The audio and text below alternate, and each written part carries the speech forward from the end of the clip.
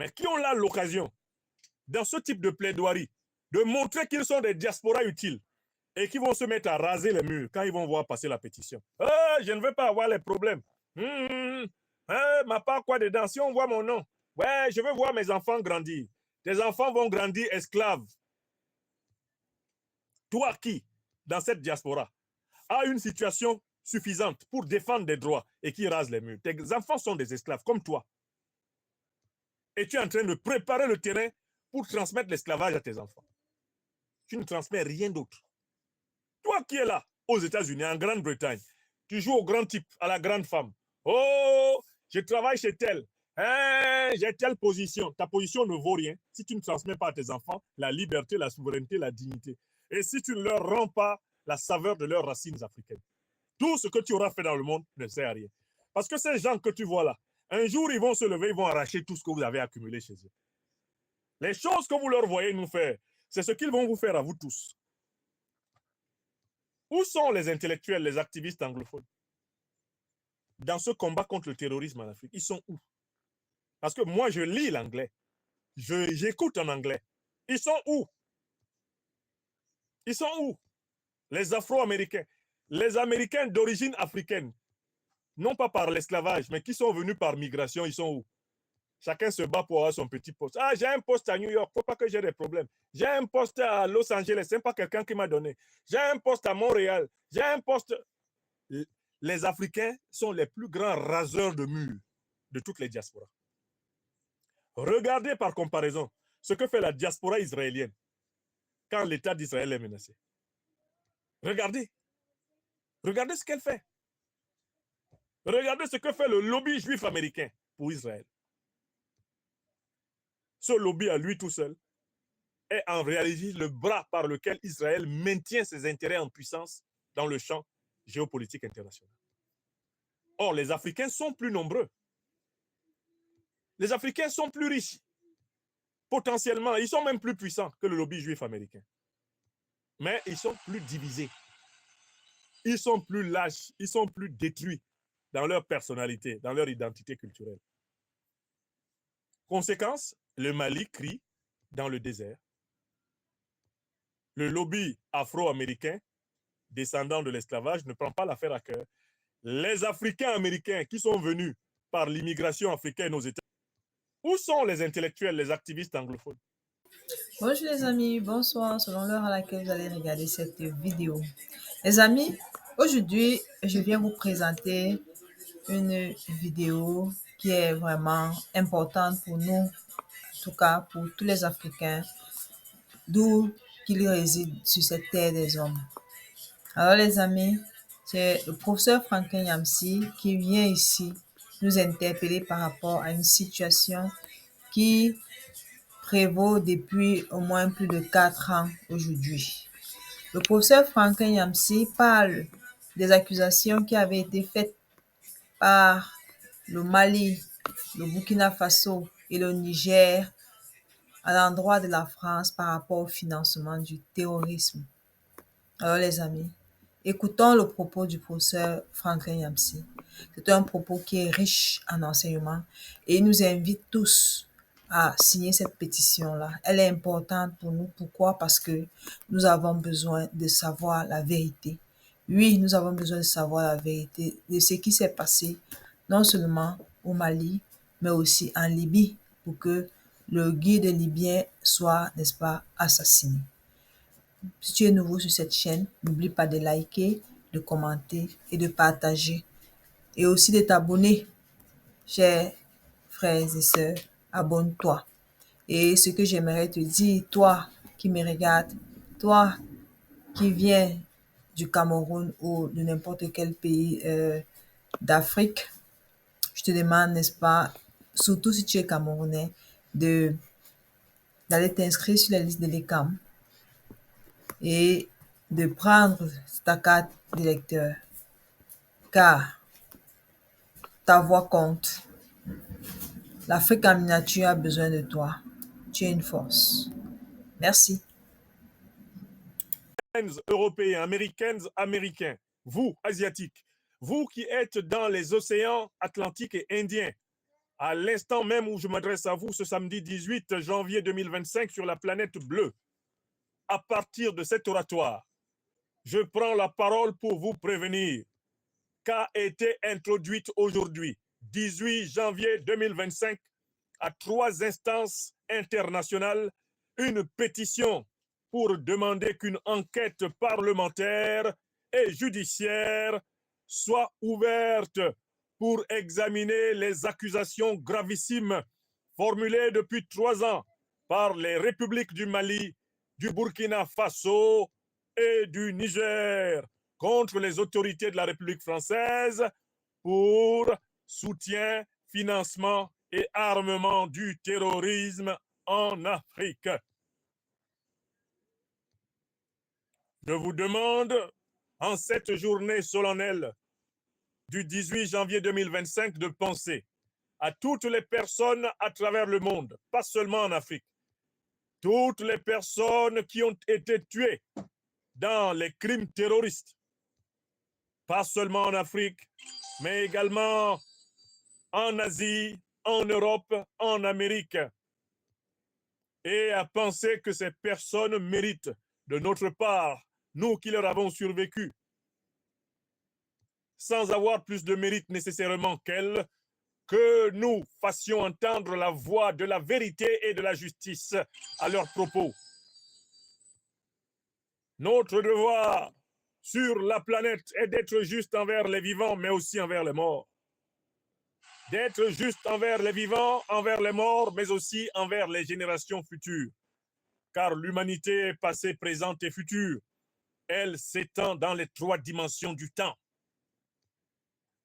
Est-il normal, Africaines, Africains, Européennes, Européens, Américaines, Américains, Asiatiques, est-il normal que depuis bientôt 4 ans, 3 États africains affirment avec force et vigueur, affirment avec force, référence et précision que la puissance française est coupable de financer, coupable de conseiller, de médiatiser, d'armer, coupable de soutenir les terroristes en Afrique sans qu'il y ait une seule instance de droit international ou de droit national qui s'en saisisse. Est-il normal sur la terre des hommes à l'époque de la révolution numérique qu'une accusation d'une telle gravité ne soit examinée par aucune juridiction et que des peuples entiers attendent justice, que des victimes décédées, des victimes vivantes et les victimes à venir soient encore et toujours livrées à la même fatalité, l'impunité des auteurs de la déstabilisation de la planète. Je l'ai toujours dit et j'ai toujours fait ce que j'ai dit. Quand nous avons créé l'Institut de l'Afrique des libertés, nous nous sommes engagés à servir une quadruple cause. La fin de l'occupation militaire de la terre sacrée africaine par les anciennes puissances négrières, coloniales, néocoloniales et impérialistes. La fin de l'ingérence des puissances étrangères dans la désignation des dirigeants africains en lieu et place des peuples africains. Le démantèlement total et la suppression définitive de la monnaie néocoloniale et criminelle du franc CFA qui attarde, retarde et abrutit plus de 15 économies africaines depuis 1945. Enfin, la renaissance de la civilisation africaine sur les racines de ses propres paradigmes civilisationnels que sont la recherche de la vérité, la recherche de la justice et la pratique exigeante de la solidarité. La maths multimillénaire. C'est au nom du 4e axe de notre engagement pour la maths, la vérité, justice, solidarité des Africains, que nous, présidents de l'Institut de l'Afrique des libertés, citoyens afro-français ou franco-africains, dites-le comme vous préférez, prenons l'initiative de demander au Parlement français à la justice française, au Parlement européen à la justice européenne, à tous les parlements du monde, à toutes les justices du monde, soient-elles nationales ou internationales, d'accepter de se saisir des graves accusations formulées, précisées, aggravées, accentuées, amoncelées par le Mali, le Burkina Faso et le Niger contre la puissance française. Il n'est pas normal qu'on prétende vivre en Europe, en Amérique et dans plusieurs pays d'Asie, dans des états de droit, et que ces accusations restent appuyées et écrasées sous le sceau du silence au Conseil de sécurité des Nations Unies, à l'Assemblée générale des Nations Unies, à la Cour internationale de justice, à la Cour européenne, dans les cours américaines, françaises et britanniques, où on nous dit que l'habeas corpus, la fameuse révolution des droits de l'homme et du citoyen, la vibrante déclaration de 1948 des dites déclarations universelles des droits de l'homme, on nous dit que ces textes ont pignon sur rue dans ces cénacles apparemment honorables. Et pourtant, quand l'Afrique accuse et quand l'Afrique brandit des preuves, tous ces cénacles veulent nous imposer la loi de l'omerta. Ils se taisent. Ils se taisent. Alors que ce qui est accusé est scandaleux, horrible, monstrueux. Ja, es ist Zeit für die Wahrheit. Über was handelt es sich in Afrika? Das müssen wir wissen. Das müssen wir kennenlernen. Alles muss gesagt sein, über was in Afrika geht. It is time now for this world to understand the voice of my native continent, my native mother in this earth, Africa. For more than 4 years now, Mali, Burkina Faso, and Niger have regularly accused France and many other Western powers to be responsible of supporting terrorists in Africa. There is no trial, no jurisdiction, no court. There is no institution in this world to open its door and to hear the voice of African people killed by terrorists. 4 years now that Mali, Burkina Faso, and Niger are asking for justice and are just receiving silence. Omerta. 4 years now that we need to know who killed Gaddafi, why they killed Gaddafi, who is punished for killing Gaddafi. And then, as we know that it was Obama, Sarkozy, and Cameron who killed him and destroyed Libya to impeach a new African currency, putting an end to dollar hegemony, putting an end to euro hegemony and franc CFA. Now it is time for justice to be said. Justice must be given to this earth because too much lies is not good for our common humanity. That's why, as president of the African Institute of Freedom, we decided to open the paths for an inquiry, being it parliamentary than judiciary, in France, in Europe, everywhere in this world, about Malian, Nigerian, and Burkina Faso accusations against French powers for their involvement, their supposed involvement in destabilizing Africa with the NATO. Let me tell it straight, Africa needs justice. We need truth. We can't more wait for something else than truth and justice if we want to have a better world for all human beings.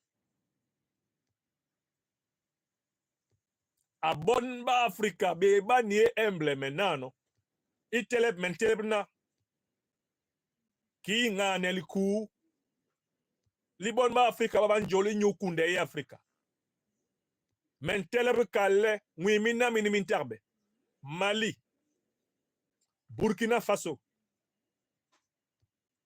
Niger, Babitele, Bakwai, Balonde, Basoman Pulasi, les Pulasi yon lona Bourbaman Nola Afrika. Batinar Moningwa Bourbaman Nola. Ba hol gara Bourbaman Nola, ba nol bon ba Afrika. Mwi mina minimintabe. Mali Boropor, Mura embleme Mali. Burkina Faso ibitelep ipot mura embleme Burkina Faso. Niger yomere intelep nano ipot. Ndi burwaso ba ekwe ma o ba kweher manyo. Ba kweher mol, ba kweher mis. Muraso bobe norle. Bon ba Afrika banyi nja e nolbo. I John din telep ni le nikale i yom i. Unka u. Dinne hiwo. Dinne hiwo nambenge. Dinne hiwo Bruxelles. Dinne hiwo Genève. I Cour internationale de justice. Dinne hiwo i America. I New York. I Arna. Lebilong. Ba sebe les Nations Unies. Ou unka unkwela. I balen kongsi la maban kongsi. Be bon ba Africa deny. John Lona. Hol naname. Le nukonde molmanan. Ni matila manan. Ikale. Mbale il a manene. Voilà le message en 3 langues. Vous l'avez en français. Vous l'avez en anglais.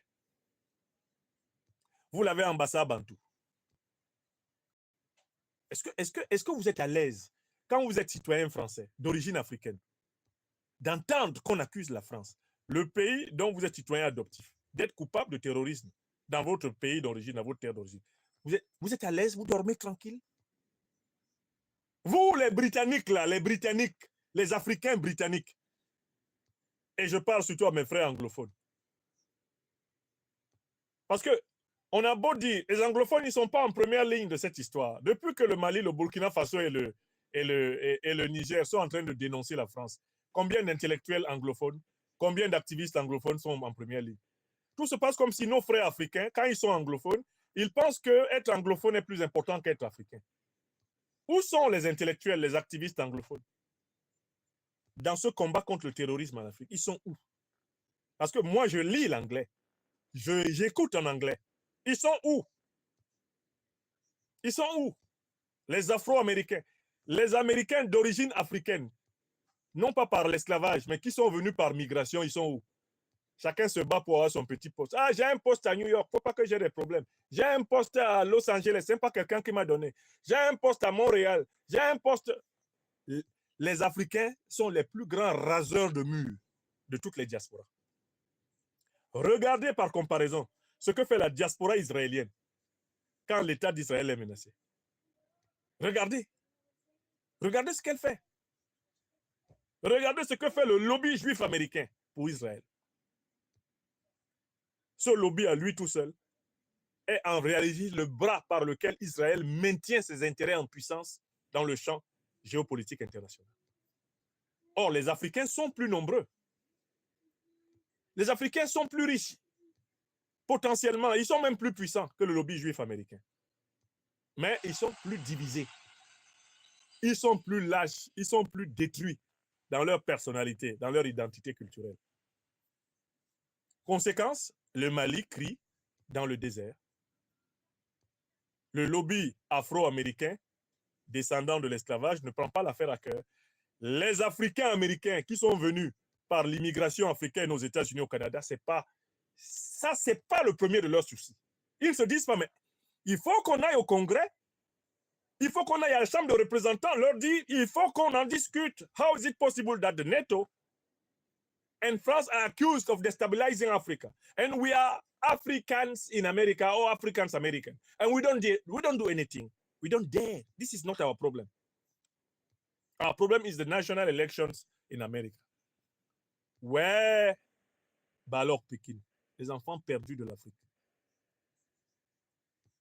Nous sommes ici avec des diasporas en France, en Allemagne, en Belgique, qui sont immenses. Mais nous laissons prospérer des accusations de nos pays sans réagir collectivement et sans utiliser les moyens. Parce qu'en fait, ce qui est intéressant avec le Parlement français, c'est qu'en fait, on peut aller sur le site du Parlement français et faire une pétition. Quand je suis allé sur le site tout à l'heure, si j'avais vu beaucoup de pétitions qui défendaient déjà la cause, moi, je me serais contenté de signer les pétitions qui défendent la cause. Mais l'idée pour l'Africain de France de faire une pétition qui dit « Il faut qu'on juge de l'affaire des accusations du Mali, du Burkina Faso et du Niger, ici en France », les gens ont l'impression qu'ils se suicident, alors que c'est là qu'ils vivent plus. Moi, je me sens bien après avoir